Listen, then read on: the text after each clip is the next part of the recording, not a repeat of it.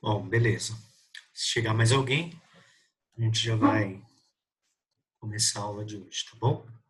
Bom, hoje nós vamos dar continuidade à aula de número 14, né? Que é a nossa última aula da apostila, tá? Depois eu vou conversar com o professor Homero para ver até quando até quando vão as aulas, né? Quais dias e qual é a proposta da escola, se é eu trabalhar alguma revisão com vocês ou eu trabalhar temas de atualidades que, porventura, a gente acha que possa cair aí com mais facilidade no vestibular, tá bom? Nós vamos hoje ver duas regiões que têm bastante conflito armado, né, desde do período, digamos assim, da colonização europeia. Já tinha antes, né, mas numa escala menor, a chegada do europeu no continente, tanto africano quanto no que nós chamamos de Oriente Médio, vai provocar um aumento dos conflitos nessas regiões. Hoje, esses conflitos e essas regiões, elas têm um caráter maior, né, de importância, até porque muitos dos conflitos que às vezes têm a aparência de serem de origem religiosa, de origem étnica, né, também têm grupos econômicos muito poderosos interessados em recursos naturais daquelas regiões conflituosas, isso principalmente no continente africano, tá? Então, para a aula de hoje, eu vou pedir para vocês abrirem a apostila na página 42, né? Lembrando sempre o refrão, apostila na mão, geografia no coração, beleza? E é isso aí, gabaritar geografia no vestibular e no Enem, tá bom? Bom, primeira coisa, a gente vai ver o continente africano. Então, eu vou projetar umas imagens para vocês, vou pedir para vocês olharem também os mapas da apostila de vocês, então é importante acompanhar a aula com a apostila aí, até para grifar alguma coisa do texto da apostila de vocês, tá bom? Então vamos lá, vamos começar então. Deixa eu mostrar aqui, só colocar aqui no começo.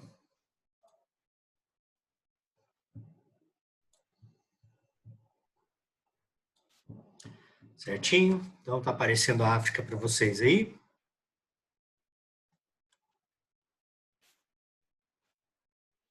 Tá? Bom, acho que sim, né? Bom, é o seguinte, gente.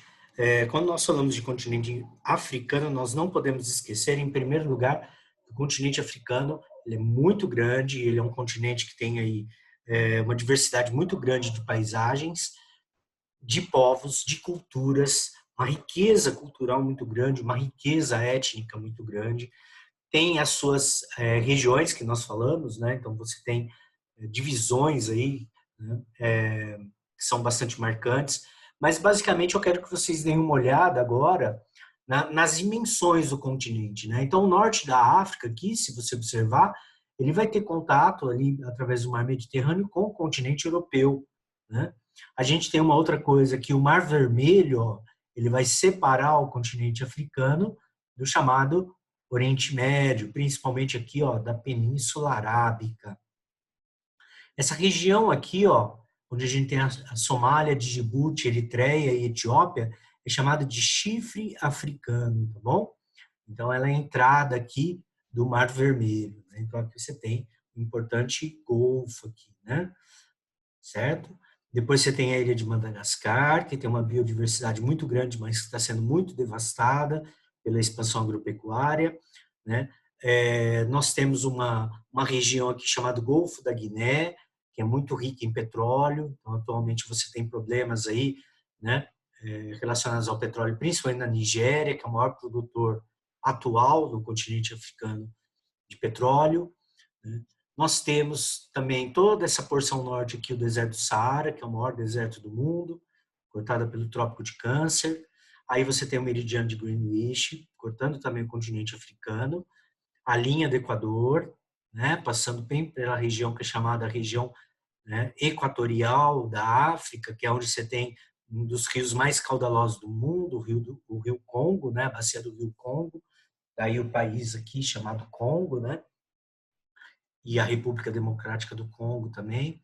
Aí você tem aqui embaixo o Trópico de Capricórnio e um outro grande deserto, o deserto de Kalahari e o deserto da Namíbia, bem aqui nessa região aqui, tá? Bem nessa região aqui, tá bom? Outra coisa importante, lembremos que o continente africano ele é riquíssimo em recursos minerais, ele tem dois grandes desertos, um ao norte, um ao sul, uma região bastante úmida no centro, né, que é a região que tem a floresta equatorial, né, floresta equatorial do Congo, Gabão, Guiné Equatorial, Camarões, República Centro-Africana, né? E você tem uma área de transição aqui, ó. Essa área de transição climática aqui, ela é chamada de África subsaariana. Subsaariana. Por que subsaariana? Porque ela está abaixo do deserto do Saara, tá certo? Então é a subsaariana, tá aqui embaixo, tá bom? Outra coisa importante, né? Essa parte norte da África, principalmente onde a gente tem Egito, Líbia, Tunísia, Argélia, Marrocos e Saara Ocidental, ela tem cultura árabe muçulmana. Tá? Então, houve um forte movimento, né, de árabes para cá, então a religião muçulmana ficou presente aqui. Agora, tem um detalhe importante, o Egito não. O Egito, a população egípcia, tem a sua própria etnia. Né? Então, você tem aqui povos mais relacionados à população árabe, mas no Egito é uma etnia egípcia mesmo. Mas o que tem em comum entre os povos daqui? A religião muçulmana, a religião islâmica. Mauritânia, Mali, Níger, Chad e parte do Sudão, tá? Também na África subsaariana, né, vão ter expansão da religião muçulmana. Né? Então, principalmente nessa área aqui, você tem a expansão da religião muçulmana, sendo que no norte do Sudão você tem população que segue o islamismo. No Sudão do Sul, a população segue principalmente as religiões originais da África, tá? Que são chamadas religiões animistas, religiões que têm crença em deuses, crenças em rituais e amuletos como forma de proteção. E essa porção aqui, ó, né, a oeste do Sudão, que depois nós vamos ver, teve um conflito armado muito violento aqui em Darfur, também segue religião islâmica, tá bom? Então você tem, né, pessoal no norte seguindo religião islâmica, pessoal, né, no leste, desculpe, no oeste seguindo religião islâmica e no sul aqui no Sudão seguindo a religião, principalmente no Sudão do Sul, seguindo a religião típica dos africanos, né, principalmente abaixo do deserto do Saara, que são as religiões animistas que a gente fala, né, que acreditam em rituais, esse tipo de coisa. Bom, para começar a conversa, quando a gente fala dos problemas do continente africano, a gente não pode esquecer que um dos maiores problemas estão relacionados, né, a partilha da África feita pelos europeus. Desde que o Portugal começou a colonizar o litoral africano, né, uma prática, né, dos portugueses era a compra, né, de guerreiros capturados de guerras tribais para vender como escravos. Depois você tem, né, a conversão de alguns líderes tribais africanos ao cristianismo e você passa a ter a intensificação desse processo de captura de tribos mais fracas e venda desses capturados como escravos, né?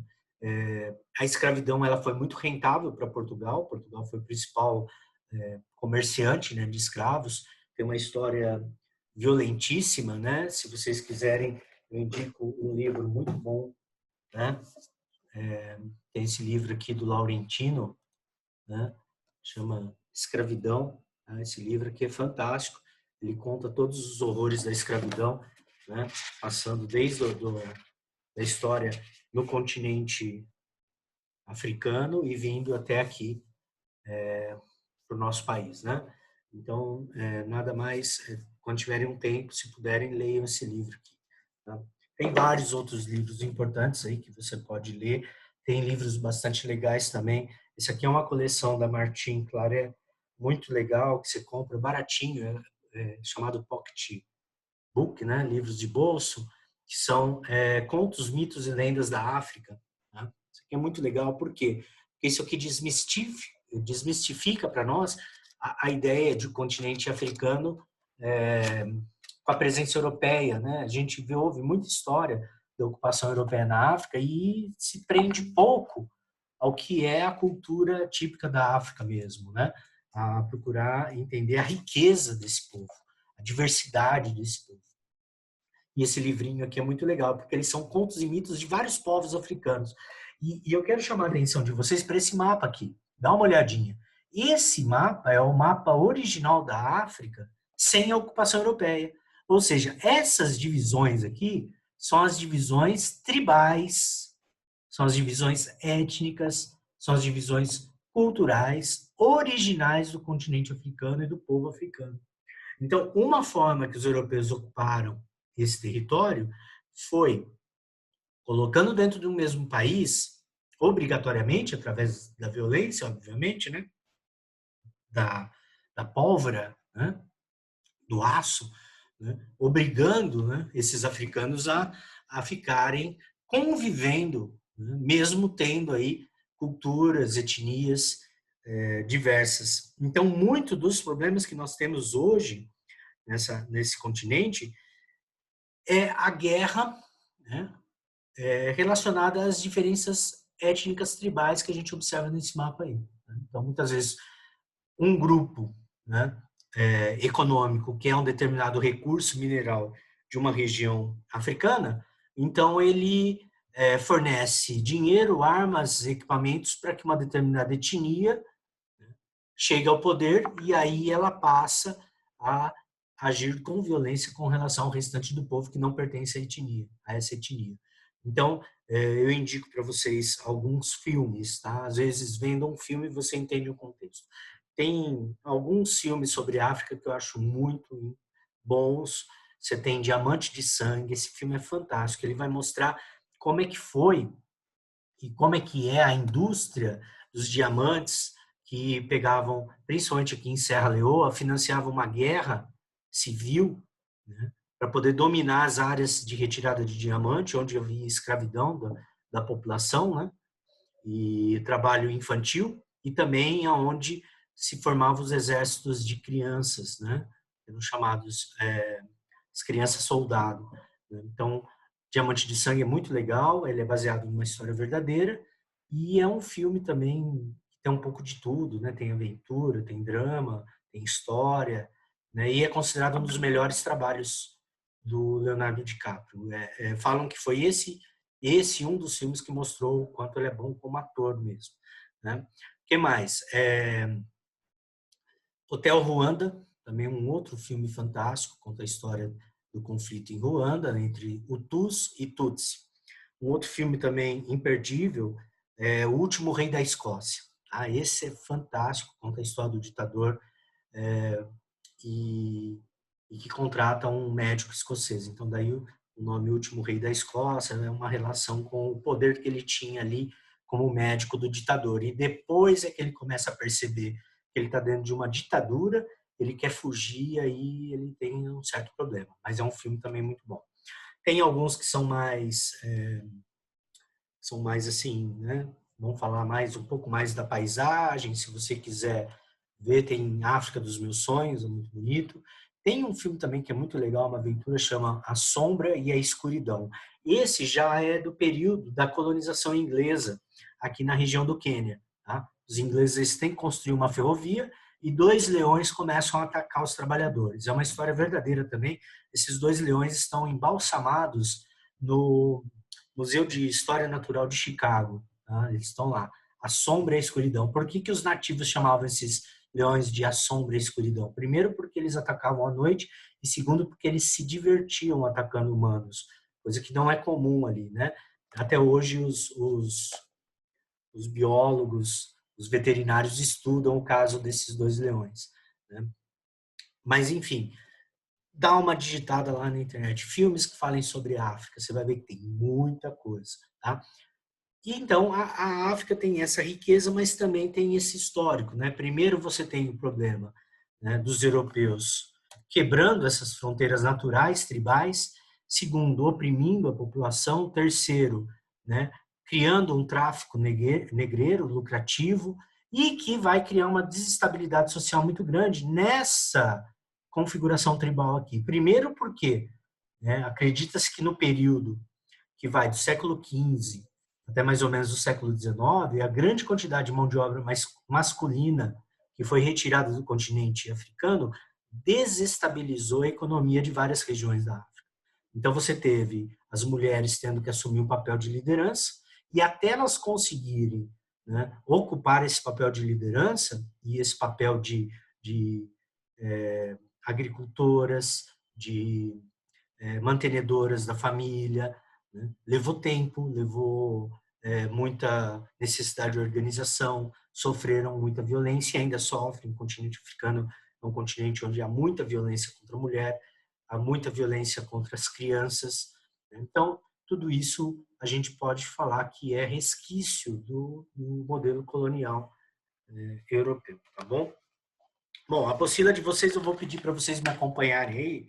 Ela vai falar o seguinte, né? Ela vai começar falando que não se pode entender os conflitos da África subsaariana sem considerar a extrema diversidade étnica e linguística da região. E, sobretudo, não se deve esquecer que nessa parte do mundo o tráfico negreiro durou cerca de 3 séculos.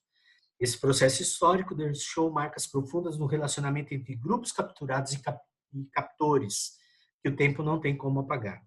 Bom, são mais de 50 países caracterizados pela palavra caos. Por quê? Porque depois que nós tivemos a descolonização da África, após a Segunda Guerra Mundial, e muitos países aqui começaram a se tornar independentes, eles contavam com o apoio ou dos Estados Unidos ou da União Soviética para ter essa liberdade. Então, vou dar um exemplo, Angola. Angola é um país que foi colônia de Portugal. Então, os angolanos, quando decidiram se libertar de Portugal, né, Portugal vive uma ditadura militar, né? E aí tem uma coisa interessante, né? Portugal obriga os jovens portugueses a irem lutar em Angola. Só que os soldados angolanos eles têm apoio da União Soviética, eles estão muito bem equipados, eles têm conhecimento geográfico, eles têm causa, né? Eles têm a luta pela independência. Então, muitos jovens portugueses se recusam a ir lutar na África, né? Eu tenho um amigo, professor de biologia lá da região de São José do Rio Preto, que ele é português, e ele veio para o Brasil fugindo da convocação, né, para lutar em Angola. Ele conta que, assim como ele, vários portugueses que tinham parentes aqui no Brasil, né, se organizavam para fugir do país. Então, eles iam até, geralmente, a Ilha da Madeira, fingindo que estavam indo para a excursão, e de lá eles pegavam um navio e vinham para o Brasil. Aqui no Brasil eles já tinham os parentes esperando eles, geralmente no Porto de Santos. Esse meu amigo, esse meu conhecido, professor de biologia, ele tinha feito biologia lá, depois ele teve que estudar aqui, porque ele não conhecia quase nada, né, da botânica brasileira, né, para poder dar aula. E ele conta uma coisa muito interessante. Foi justamente essa forma arbitrária de convocação dos jovens portugueses para lutar contra, né, os guerrilheiros angolanos que fez com que a juventude portuguesa fizesse a Revolução dos Cravos e tirasse o ditador do poder. Então, a ditadura em Portugal ela termina com a Revolução dos Cravos justamente por conta da guerra de independência de Angola, né? Tá interligado. Uma coisa muito interessante quando a gente fala disso é que depois que acabou esse conflito de Guerra Fria, aonde os países africanos se tornavam independentes com apoio de uma ou de outra superpotência, começou a ter guerras internas. Entre quem? Entre as várias etnias. E aí é que entrou o componente de financiamento externo. Agora, quando você fala hoje, quem é que banca, por exemplo, um grupo guerrilheiro de uma determinada etnia que quer tomar o poder no norte da Nigéria para controlar as áreas de petróleo? Com certeza algum grande empresário aí, ou grandes empresas, ou grandes corporações, ou até mesmo alguns países. Então, hoje o conflito na África, ele continua, ele se perpetua, não só por conta da diversidade étnica, da diferença étnica entre os povos, mas também por conta desse interesse econômico que há, né, das superpotências com relação ao continente africano. E atualmente, gente, é muito importante, tá? No vestibular já está caindo questões relacionadas à expansão da China sobre o território africano, como montando infraestrutura, estradas, portos, ferrovias. Para quê? Para escoar produtos de interesse para a China. E a coisa de 2, 3 semanas atrás, tivemos a notícia que a China anunciou um forte investimento no plantio de soja na Tanzânia. Então, deixa eu botar o mapa de novo para a gente dar uma olhada. Ops, pulei etapa aqui. Tem que fazer aqui. Então, se você dá uma olhada aqui na Tanzânia, ó, está mais próximo da China do que eles buscarem a soja brasileira. Então, tem muita gente falando que os chineses vão começar a investir em plantio de soja na África e, aos poucos, deixar de comprar tanta soja do Brasil. Então, muita gente já está um pouco esperto com essa história e dizem que é até um pouco de retaliação à política externa brasileira, que tem sido desastrosa com relação à China, né? Bom, aí a apostila de vocês, ela vai falar do problema do Sudão, tá bom? Então, ela vai dar uma geral sobre o Sudão aqui. Fala, o Sudão, país que sofre nacionalismo desde o golpe militar de 1989, tornou-se um Estado apoiado em leis islâmicas, praticamente proscrito da comunidade internacional pelos Estados Unidos e seus aliados regionais, prosseguindo até o princípio do século XXI com a luta contra rebeldes negros cristianizados ao oeste, região do Darfur, e animistas ao sul. Então, aquilo que eu falei para vocês. O que acontece? Aqui no norte são todos muçulmanos, tá? E aqui é a capital do Sudão, Khartoum, beleza? Aliás, é uma coisa interessante. O rio Nilo, na verdade, ele passa a ser chamado Nilo a partir de Khartoum, tá? Até aqui ele é chamado de Nilo Azul e tem o Nilo Branco que vem aqui da Etiópia. E aí eles se juntam e a partir daqui passa a ser chamado Nilo, tá bom? Aí o que acontece? Esse pessoal aqui, apesar de ser cristão, eles permitiam, no período de seca, que os pastores de cabras daqui do norte, muçulmanos, ocupassem o seu território, que é mais úmido, para que as cabras não morressem de fome, tá bom? Então, eles permitiam, mesmo esses muçulmanos sendo, né, não cristãos, como o pessoal de Darfur. Acontece que, né, principalmente a partir aqui, né, de 2003, essas invasões do pessoal do norte começaram a se intensificar. E o pessoal de Darfur não gostou. Só que como esse pessoal que invadia aqui era muçulmano, o governo de Khartoum apoiou essas invasões. Então aí foi o começo do conflito. Né? Então você passou a ter, né, uma guerra nessa região, né, com o governo do norte apoiando a ocupação pelos muçulmanos nessa região onde, né, os sudaneses seguem a religião cristã. Tá? E lá para o sul, onde hoje é um novo país, o Sudão do Sul, né, a população segue a religião animista mesmo, que é aquela religião típica dos africanos, que acredita em amuletos, né? Então, até botei um mapa aqui. Opa, vamos lá. Vai rápido. Aí, para mostrar essa divisão. Então, hoje, o Sudão do Sul é um país independente. Tá? O Sudão, né, tem uma guerra escondida com o Darfur e com o Sudão do Sul. Agora, por que tem essa guerra entre o Sudão do Sul e com o Darfur? Com o Darfur porque eles querem essas áreas férteis aqui para os pastores muçulmanos poderem criar suas cabras, suas ovelhas, seus animais. Com o Sudão do Sul é por outro motivo. É por esse aqui, petróleo. Bem na divisa entre o Sudão e o Sudão do Sul, você tem as maiores reservas de petróleo. E o Sudão do Sul, para poder levar o seu petróleo até o porto, né, que está aqui no Mar Vermelho, e poder exportar esse petróleo, precisa atravessar o território do Sudão.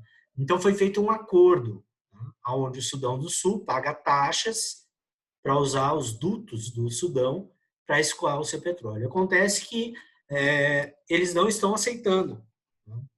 Então, o conflito ele tem se avançado, né? E, como consequência, você tem aí os refugiados, que é o grande problema criado por esses conflitos na África. A população foge tanto dos ataques dos guerrilheiros quanto dos ataques dos soldados do governo.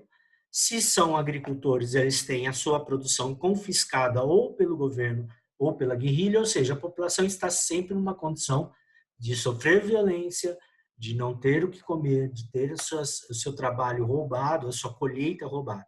Eles vão para os campos de refugiados. Observem o aspecto desse campo de refugiado. Não tem saneamento básico, não tem água suficiente, não tem alimento suficiente. E aí você tem o quê? Proliferação de doenças, violência contra crianças, violência contra mulheres, muita coisa ruim, muita tristeza. E o que é pior, as nações ricas, principalmente, vamos falar aí a verdade, tanto os europeus quanto as superpotências, que sempre exploraram os recursos da África, não ajudam como deveriam, né, o órgão das Nações Unidas que controla os campos de refugiados e que ajuda esse pessoal, tá bom? Então, eles acabam contando muitas vezes com as ONGs, tipo Médicos Sem Fronteiras e outras ONGs aí que atuam nessas regiões de conflito, mas também a ONU atua bastante, apesar de toda a dificuldade. Então, um grande problema, se perguntarem sobre o conflito, né, no Sudão, além da violência, dos milhares de pessoas que morreram, é a grande migração de população para os países vizinhos, ocupando esses campos de refugiados. Tá? Antes da gente falar de Oriente Médio, a apostila de vocês ela também vai falar, né, deixa eu ver aqui, do avanço do fundamentalismo islâmico no continente africano. Tá? Então, vou voltar esse mapa aqui. Então, aquilo que eu falei, todos os países aqui do norte, eles são, né, de religião muçulmana. E nos últimos anos, essa religião tem descido para a região aqui do Golfo da Guiné. Tá? Então, principalmente aqui no norte da Nigéria, no Níger, Mali, Mauritânia, nessa região aqui, você está tendo a expansão de um grupo chamado, principalmente na Nigéria, chamado Boko Haram.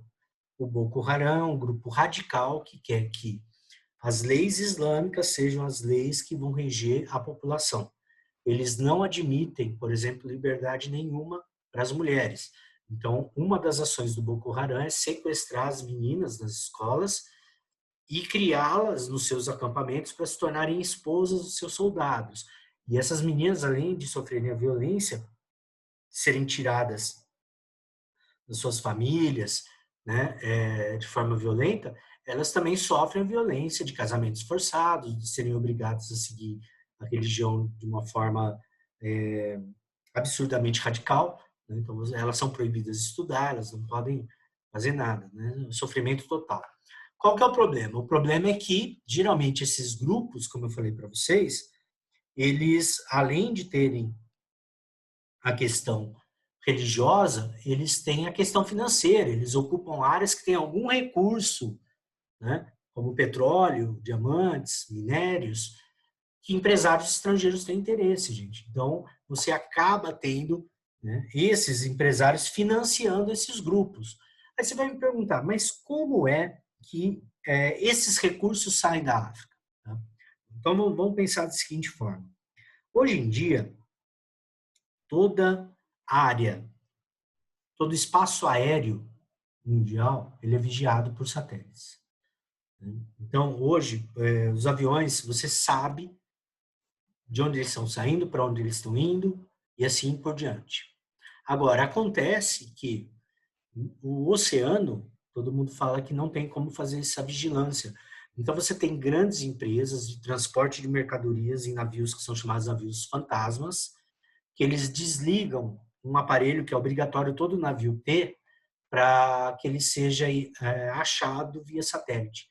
Então, eles desligam esse aparelho e aí ele some no oceano. Tá? Então, quando você vê muitas vezes um filme de James Bond, né, até brinco, falo, aqueles vilões do James Bond, muitos deles existem, não naquela dimensão, mas existem grandes empresários que moram em Nova York, ou moram na Grécia, ou moram no sul da Itália, né, e é na Inglaterra, sei lá onde, né, e que controla esse tráfico, né, de mercadorias, de pessoas, de armas, de forma ilegal, tá bom? Então, e esse é outro problema que a gente tem na África. Agora eu vou pedir para vocês darem uma olhada na página 43, onde fala a África do Norte é a Primavera Árabe, tá bom?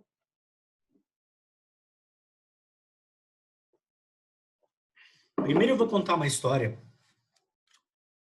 Deixa eu só parar aqui um pouquinho. Eu contei para vocês a história da Elisa, a princesa que fundou a Tunísia. Hein? Alguém aí? Bom, seguinte. Tá, eu vou contar, Nicole, é uma história muito louca. A Elisa, na verdade, ela era uma princesa da Fenícia. Fenícia é onde hoje é o Líbano, lá no Oriente Médio, no Mar Mediterrâneo. E a Elisa, ela era casada com um general e ela ia ser a rainha do reino do pai dela, né? Só que acontece que o pai dela já estava de idade e ela tinha um irmão muito invejoso que não queria que ela chegasse ao poder. Então, o que esse irmão faz? Ele mata o pai e mata o marido dela. Ela consegue juntar as riquezas que era do marido dela e consegue fugir com várias pessoas para bem longe de onde é a Fenícia. Quando ela foge, ela vai para o lugar que hoje é a Tunísia. Ela chega naquele litoral e se instala ali. Mas quando ela se instala ali, o que acontece? Já tinha um rei que ocupava ali. E aquele rei chegou para ela e falou: Olha, eu até permito que você fique aqui, mas você vai ter que comprar esse território. E ela fala: Tá bom, eu vendo, olha, eu tenho isso aqui, eu compro, eu tenho isso aqui de riqueza. E quando ela dá as riquezas para o cara e fala: Qual que é a área que eu posso ocupar? O rei chega e fala: Você pode ocupar a área do tamanho do couro de um boi, do couro de um boi. E aí ela fala assim: Nossa, do tamanho do couro de um boi, né? Ele fala: É somente isso, senão você pode ir embora. Aí ela, muito espertamente, manda cortarem um couro de boi com uma tesoura na espessura de uma linha. E esse couro de boi dá origem a uma linha muito grande, que ela cerca uma área do litoral e funda o seu reino. Esse reino depois virou Cartago, que foi um dos principais, digamos, inimigos do Império Romano, né? E também depois vira a Tunísia, tá? Agora, essa história é muito legal, né? Então você imagina a riqueza histórica, vocês imaginam a riqueza histórica que tem a Tunísia. Se você reparar aquele mapa, e eu vou mostrar de novo aqui,